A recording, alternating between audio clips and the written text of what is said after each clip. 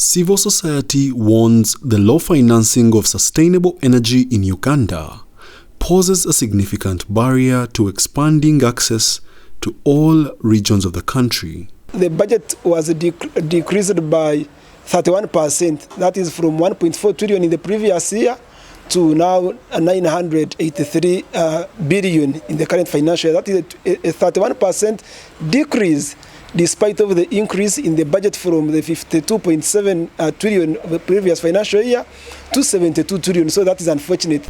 They argue that government has consistently fallen short of investment targets of an estimated requirement of 4 trillion shillings annually compared to the average of 1.2 trillion shillings invested by government since financial year 2018-2019. Significant financial resources are definitely required. The government wants to do a lot, but we must work together to mobilize these resources.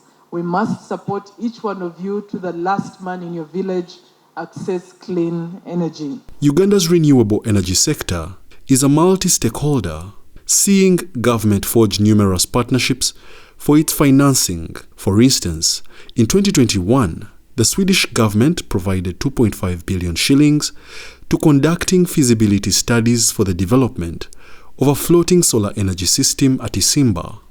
The European Union has also recently committed about 680 billion Ugandan shillings towards the rehabilitation of Nalubale Power Dam. These are part of numerous funding partnerships government is making. The financing mechanisms for renewable energy is mainly hinged on private sector, private partnership, PPPs. And we see increasingly private sector getting a very big share of the financing portfolio of around 86%. And that means government comes with only 14%. You are aware that private sector is mainly driven by profit. And therefore issues of equity, issues of inclusion, gender responsiveness are not part of the mix. Indeed, private sector and development partners are highly engaged in energy financing.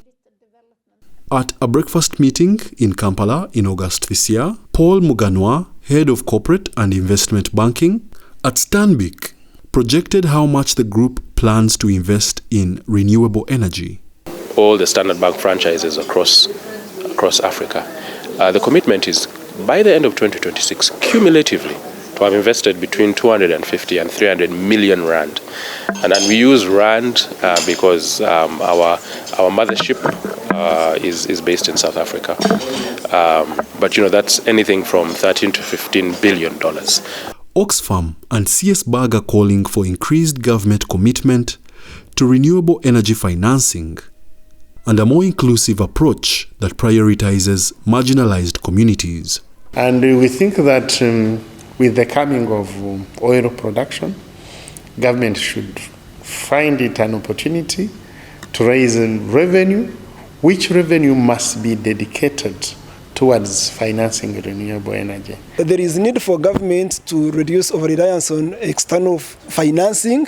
However much it can also still try to explore many other opportunities out there. As Uganda strives towards its ambitious goal of achieving universal electricity by 2040, addressing these challenges will be crucial in transforming its renewable landscape and ensuring sustainable development for all citizens.